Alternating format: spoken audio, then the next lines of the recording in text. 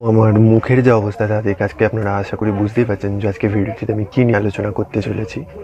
So welcome back to my channel. Hey guys, তো Holi is around the corner, আর কিছুদিনের মধ্যে হোলি বা দোল উৎসব আমাদের এখানে চলে আসবে।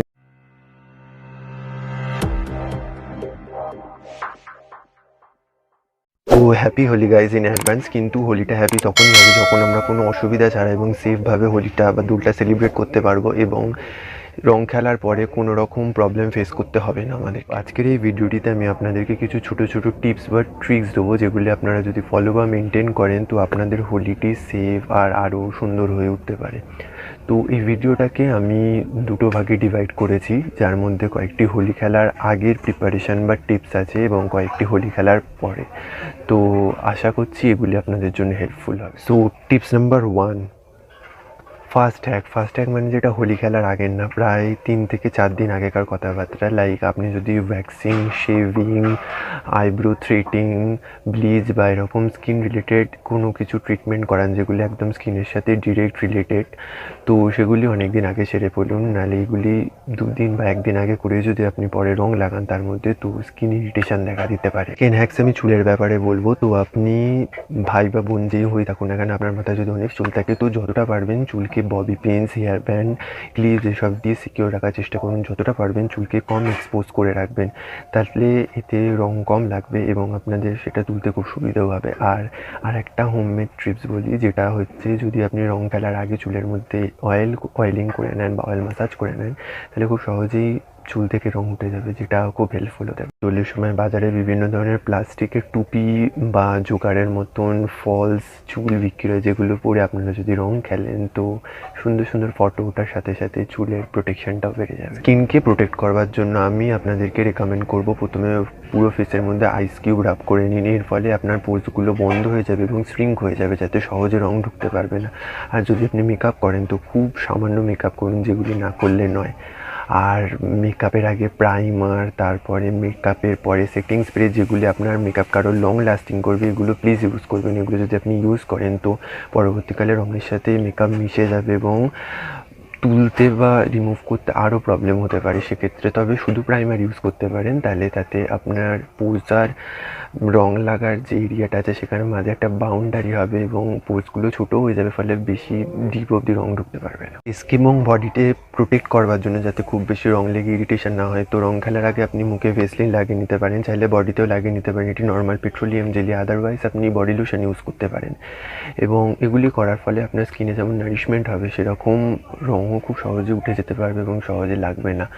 আর যেরকম রং থেকে নিজের ফেসকে, বডিকে প্রোটেক্ট করছেন, তেমনি সূর্যের আলো থেকেও তো প্রোটেক্ট করা উচিত না। মানে সূর্যের আলোর সাথে আগত বিভিন্ন ধরনের ক্ষতিকারক রেগুলো, তো সেক্ষেত্রে বডি লোশনের সাথে বা ময়শ্চারাইজারের সাথে সানস্ক্রিন মিশিয়ে সেগুলি অ্যাপ্লাই করতে একদম ভুলবেন না। বডিতে প্লাস্টিক লাগান, হ্যাঁ এটা হাস্যকর আমি জানি। এর আগে আমি আমাদের পাড়ার বা আমাদের পাশের বাড়ির একজনকে দেখেছিলাম যে সে তার মেয়েকে পলিথিন যে নর্মাল প্যাকেটগুলো আছে আমরা বাজারে পাই, সেগুলি দুটো হ্যান্ডেলের মধ্যে হাত ঢুকিয়ে ব্লাউজের মতো করে সামনে এবং পিঠে পরিয়েছিল। তো এটা হাস্যকর হলে ওটা অ্যাকচুয়ালি একটা গুড হ্যাক্স। আপনি যদি এইভাবে পরে তার উপরে ড্রেস আপ করেন তো আপনার বডিতে রং লাগার চান্সটা, মানে রং যদিও বা লাগে, ভিতরে ঢোকার চান্সটা খুব কমে যাবে।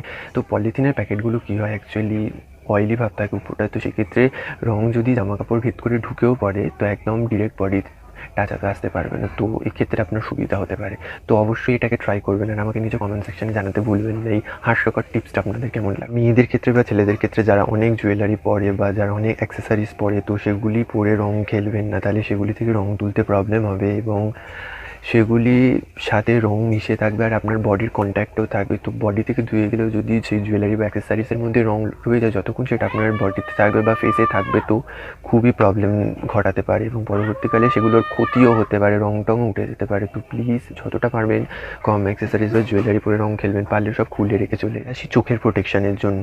তো চোখের প্রোটেকশানের ক্ষেত্রে যারা লেন্স ইউজ করেন, মানে যারা চশমার বদলে লেন্স ইউজ করেন অথবা স্টাইলের জন্য কালারফুল লেন্স ইউজ করেন, তো তাদের ক্ষেত্রে আমি রেকমেন্ড করবো প্লিজ যদি তো সম্ভব হয় এটা খুলে রং খেলবেন। কারণ চোখের ভিতর রং ঢুকে গেলে, ভগবান না করুক যদি ঢুকে পড়ে, তো সেক্ষেত্রে আপনার চোখের প্রবলেম দেখা দিতে পারে এবং সেই লেন্স আর চোখের মাঝখানের লেয়ারটার মধ্যে যদি রং ঢুকে যায় তো লেন্সটাও নষ্ট হয়ে যেতে পারে, চোখেরও ক্ষতি হতে পারে। তো প্লিজ পারলে যদি আপনার ব্যাকআপে চশমা থাকে চশমা করে রং খেলুন। তাছাড়া বিভিন্ন স্টাইলিশ চশমাও পাওয়া যায়, ফলস চশমা যেগুলো পাওয়ার থাকে না সেগুলো পরেও আপনারা রং খেলতে পারেন। যদি ভুলবশত কোনোভাবে চোখের মধ্যে রং চলেও যায় তো রং হাত দিয়ে চোখ ঘষবেন না, বেশি ঘষার দরকার নেই। জামার কোণ দিয়ে বা শুকনো যে কোনো কাপড় দিয়ে চোখটা পরিষ্কার করুন, খুব ঘষবেন না, তাতে চোখ ইরিটেশন হতে পারে। ছেলেরা অ্যাকচুয়ালি রয়েছে যারা হাতের মধ্যে রং লেগে গেলে, নখগুলো লাল হয়ে গেলে বা অন্য কালার হয়ে গেলে পছন্দ করেন না, এবং অনেক মেয়েরাও রয়েছে যারা অ্যাকচুয়ালি নেল পলিশ পছন্দ করেন কিন্তু রং লেগে যাওয়া লাল নখ পছন্দ করেন না। তো তাদের জন্য বলি, যদি রং খেলার আগে নিজের নখকে বাঁচাতে চান তো নখের বাইরের পার্টে এবং যাদের নখ বড় তারা ভিতরের পার্টটি তো অবশ্যই ভেসলিন বা পেট্রোলিয়াম জেলি বা নেল পলিশ রিমুভার আগে থেকে একটা কোট লাগিয়ে নিতে পারেন, তারপরে রং খেলুন, তাহলে নখ অনেকটাই প্রোটেকশন পাবে। ফুল প্রোটেকশন না পেলেও বেশি রং লাগবে। আপনি এরকম টাইমে খেলি যে যদি অনেকক্ষণ ভিজে রং বা ভিজে যাওয়া জামা আমাদের গায়ের মধ্যে থাকে তো আমাদের ঠান্ডা লেগে যেতে পারে, কারণ উপরে ডিরেক্ট সূর্য থাকে ম্যাক্সিমাম ক্ষেত্রে। তো যতটা পারবেন জল দিয়ে খেলা রং অ্যাভয়েড করুন এবং শুকনো আবির বা হালকা জল দিয়ে মিশিয়ে রং খেলুন। না যদি তো জল দিয়ে রং খেলবারই হয় তো সেক্ষেত্রে একদম লাস্ট মোমেন্টে গিয়ে জল দিয়ে রং খেলুন। তার আগে যতটা পারবেন শুকনো খেলবেন, যাতে আপনার বেশি ক্ষতি না হয়, বেশি করে জল গায়ে না বসে ঠান্ডা না লাগে। আপনি যদি বাঙালি হন অথবা বাঙালি নাও হয়ে থাকেন তো এরকম কমেন্ট ছোটো থেকে হয়তো অনেকবার শুনেছেন যে পুরনো ছেঁড়া জামা কাপড় পরে রং খেলতে। তো পুরনো জামা কাপড় পরে রং খেলা তো ঠিক আছে, কিন্তু ছেঁড়া জামা কাপড় পরে রং খেলাটা একদম ঠিক নেই। কারণ আপনি যারা এসব রেকমেন্ড করে তাদেরকে প্লিজ বোঝান যে ছেঁড়া জামা কাপড় পরে রং খেলার ফলে ওই ফুটো দিয়ে বা ছেঁড়া অংশ দিয়ে রং ঢুকে আপনার স্কিনে যদি ডিরেক্ট লেগে যায় তো এতে বেশি প্রবলেম হতে পারে এবং স্কিনে র্যাশ পর্যন্ত বেরিয়ে যেতে পারে। তো তাদেরকে প্লিজ এটা বোঝান। আর যদি আপনি পুরোনো জামা কাপড় পরে খেলেন তো ওকে, আর যতটা পারবেন সুতি বা কটনের জামা কাপড় পরার ইউজ করবেন। অনেক জামা কাপড়ই আছে যেগুলি খুব সহজেই পাওয়া যায়, বাজেট ফ্রেন্ডলি।